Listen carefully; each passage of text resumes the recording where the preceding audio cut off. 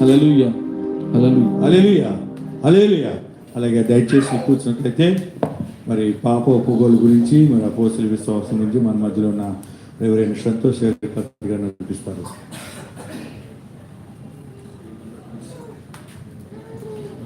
ఇంతవరకు పాటల ద్వారా దేవుని మహింపరిచాం. అందరూ కూడా భయభక్తులతో దేవుని సన్నిధిలో చేరి మనందరూ కూడా ప్రతి ఒక్కరు కూడా దేవుని సన్నిధిలో చేరి మనందరం కూడా పాపములు ఒప్పుకుంటూ మనం ప్రార్థన చేద్దాం. ఎందుకంటే ఈ లోకంలో మనం జీవిస్తున్నప్పుడు ఈ లోకాశలు పడి ఏ విషయంలోనైనా దేవునికి మనం దూరం అయిపోయామేమో ఒకసారి మనల్ని పరిశీలించుకోవడానికి దేవుడు మరొక మంచి అవకాశాన్ని మన జీవితం మనకు అనుగ్రహించాడు. ఎందుకంటే మన శరీరాశలు, నేత్రాశలు, జీవపడంబాల ద్వారా ఈ లోకంలో మనం కలిసిపోయేవారుగా ఉంటున్నాం. ఎందుకంటే ఈ లోక ఆశల వైపు మనం వెళ్ళినప్పుడు దేవునికి సమీపస్తులుగా ఉండలేము. ఈ లోకముతో స్నేహము, దేవునితో వైరము. ఈ లోకంతో మనం స్నేహం చేస్తున్నట్లయితే దేవునికి మనం దూరస్తులమైపోతాం. పాపంలో పడిపోతే, పాప క్షమాపణ లేకపోతే పరలోక రాజ్యానికి మన వారసులుగా ఉండలేము. మన హృదయంలో మనం ఎలాంటి ఆలోచనలు కలిగి ఉంటున్నామో ఒకసారి మనం పరిశీలించుకుందాం. మన సహోదరుల ఎడల, మన కుటుంబస్తుల ఎడల, మన తోటి వారి ఎడల మనం ఎలా జీవిస్తున్నాం? మన హృదయ ఆలోచనలు ఏ విధంగా ఉంటున్నాయి? సకల దుర్నీతి పాపం అని వాక్యం సెలవిస్తుంది.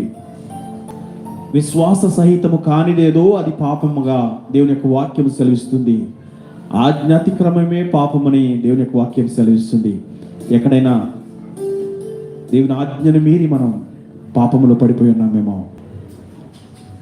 నీతిమంతులుగా జీవించకుండా ఈ లోకాశల్లో పడి నీతి నుండి తొలగిపోయామేమో పరిశీలించుకునే సమయం దేవుడు మనకు అనుగ్రహిస్తున్నాడు. దేవుడు పరిశుద్ధుడు కనుక మనందరం కూడా పరిశుద్ధులుగా ఉండాలని ఆయన ఎదురు చూస్తూ ఉన్నాడు. మనం పరిశుద్ధులుగా ఉండాలని, పాప విమోచన కలిగి ఉండాలని ప్రభువైన యేసుక్రీస్తు లోకానికి వచ్చి మన కొరకు రక్తము కార్చి ఆయన యొక్క పరిశుద్ధ రక్తములో మన పాపములన్నీ కడిగి పవిత్రపరిచి మనందరినీ కూడా సొత్తైన ప్రజలుగా మార్చుకున్నాడు. మనమైతే దేవుని మర్చిపోయి, ఆయన ప్రేమను మర్చిపోయి, ఆయన చేసిన త్యాగాన్ని మర్చిపోయి, ఆయన యొక్క రక్తానికి, ఆయన యొక్క శరీరానికి ఎక్కడైనా మనం దూరం అయిపోయామేమో ప్రభువా నన్ను క్షమించని అడిగే సమయం.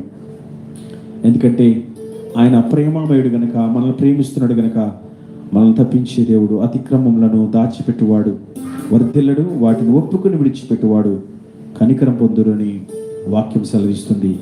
దేవుని కనికరం మనం పొందుకోవాలంటే, నిత్య రాజ్యానికి మన వారసులుగా ఉండాలంటే మనకి పాప క్షమాపణ అనేది చాలా అవసరం.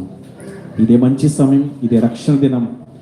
ప్రభు సన్నిధిలో వేడుకుందాం. ఎందుకంటే దినములు చెడ్డగా ఉన్నాయి. ఎక్కడ చూసినా సమాధానం లేదు. ఎక్కడ చూసినా భయంకరమైన దినాలు, భయంకరమైన మరణాలు మనం వింటూ వస్తున్నాం. మనలో జీవం ఉండగానే, మనలో ఇంకనూ దీపం ఉండగానే ఇల్లును చక్కపరుచుకోవడానికి, దేవుని యొక్క వెలుగులో మనం నిలిచి ఉండడానికి దేవుడు అవకాశం ఇస్తున్నాడు. ఈ యొక్క అవకాశాన్ని మనం వినియోగించుకుందాం. ప్రభు సన్నిధిలో చేరి మనం, ప్రభువా నేను చేసిన ప్రతి పాపం సన్నిధిలో ఒప్పుకుంటున్నాను అంటూ కన్నీళ్లతో దేవుని పాదాలు కడిగినప్పుడు ఆయన మన పాపములు కడిగి వేసి పరిశుద్ధపరిచే దేవుడు. సర్వోన్నతుడా, సకల ఆశీర్వాదాలకు కారణభూతుడా, నిన్న నేడు ఏకరీతికున్న మహోన్నతుడా, నీ ఘనమైన శ్రేష్టమైన బట్టి నీకు వందనాలయ్యా. ఇంతవరకు మమ్మల్ని ప్రేమించి మీరు దీవించి ఆశీర్వదించారు. నీ సన్నిధిలో చేరి ఆరాధించడానికి మంచి అవకాశాన్ని మా జీవితంలో మీరు అనుగ్రహించారయ్యా. అవును తండ్రి, కడవరి దినాల్లో, అపాయకరమైన దినాల్లో మేము ఉంటున్నాం. ఎక్కడ చూసినా నెమ్మది లేదయ్యా.